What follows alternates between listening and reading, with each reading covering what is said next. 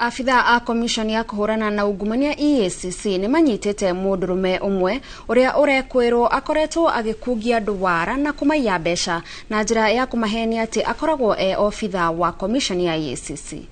Shadrack Ndegwa akinyitio ofici-inĩ cia komishoni ya EACC thutha wake kũnyitirwo kĩrabu-inĩ kĩmwe mwena wa Juja gũkĩrĩkana aigĩirwo mũtego kwanjĩrĩria tarĩki 3 mweri mũhĩtũku thutha wa mũingĩ kũhũra riboti cia gwĩtio mahaki mahinda kwa mahinda. Ũthuthuria ũcio no ũrathiĩ na mbere amu kũrerĩkana igũrũ rĩa gwĩtwo obithaa wa EACC.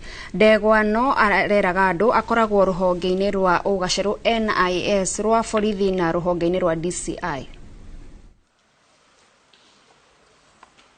We arrested someone by the name Shadrack Ndegwa, who has been posing as operative of the National Intelligence Service, at times as the director, as from the Directorate of Criminal Investigations, and at times as from the EACC, and in some instances saying that he has very close connections with senior officers of the EACC, more so the Chief Executive Officer, Mr. Twalib Barak.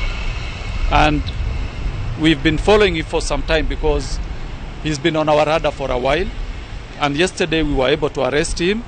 And right now he's in custody here at the police station here at the Integrity Center. We are processing him for court. So we want to warn, or rather advise the members of the public to be wary of these people.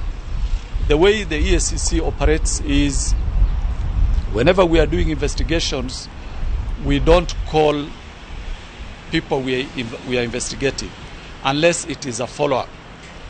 We do our work by first doing a letter officially to the persons concerned, either informing them to give us documentation or to avail themselves at the Integrity Center or any other office of the commission.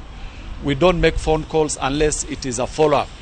And we only make phone calls from numbers that are registered in the commission's name.